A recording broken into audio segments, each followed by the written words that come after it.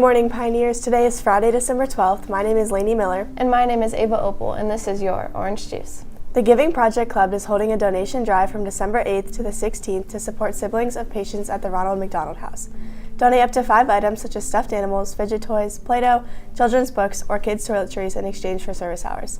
For questions, see Senora Jackson in room 2123. Now, here's Arna with a look into the recent orchestra concert.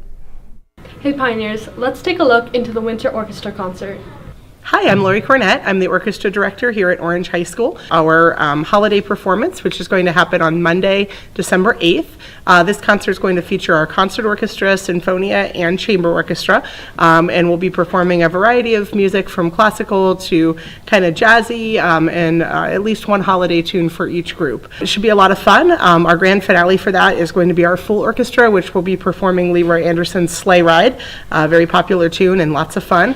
We'll have our wind ensemble band kids joining with sinfonia and chamber orchestra to make a full symphony experience. Hi, my name is Juliana and I am in chamber orchestra, and this past Monday we had a concert. So I play violin, and at our concert we played 3 pieces. One of them was Hemispheres. We also played a mash of all the songs in Home Alone, and then the other one was Little Fugue. Home Alone was definitely my favorite just because it's one of my favorite Christmas movies, and it's fun to just be able to put that into music and put a smile on somebody's face just because you're playing Christmas music. So in Hemispheres, basically, normally you have one orchestra set up, but in this piece we literally have one orchestra on one side of the stage and another orchestra on the other side, and we're kind of going back and forth with an eastern side of the piece and then a western side of the piece, and it's actually really cool how they go together but also differ from each other. So that one's interesting and fun to play. That's all for today. Now back to the desk. Thanks, Arna. Want more service hours? Donate fleece to Children's Care Club. For every piece of blanket fleece you donate, you receive 3 hours of service. All donations are due by December 12th in the library. Contact Miss Ciatola in the library if you have any questions. Juniors and seniors with a 3.0 GPA and excellent attendance can apply for a mentorship to network with industry professionals. Participants receive a double early release to intern.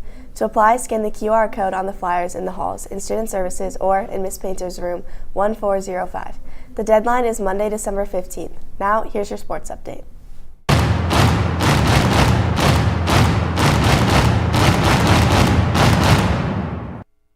Thanks, Lainey. Lots of sports this weekend. Kicking off our football state championship celebration tonight at 6 p.m. in the gym. This is a community event open to everyone, students, family, fans, and more. Girls basketball takes their 1-1 record to Dublin Kaufman tonight at 7:30 p.m., and the boys basketball team kicks off their season tomorrow at home. The boys game starts at 4 p.m. and is the first game for Coach Kayla's 2025 state championship squad. On the mats, boys wrestling heads to the Galleon Invitational tomorrow at 10 a.m., and the girls team travels to Walsh for the Women of Ironman Invitational on Saturday and Sunday. This is the 3rd competition for both teams as they continue to fine-tune entering the winter break. Swimming dives into competition at Gahanna tonight at 6 p.m., then back at it tomorrow at Mason High School at 11 a.m. Hockey continues their season tomorrow at 6 p.m. against Liberty, then back on the ice Sunday against Cincinnati Moeller at 5:10 p.m. Both games are at the Chiller North. Now here's an update on the OSU-Michigan game that helped the Buckeyes break their slump against that team up north. Good morning, Pioneers. Today we are going to be talking about the game between the University of Ohio State versus the University of Michigan.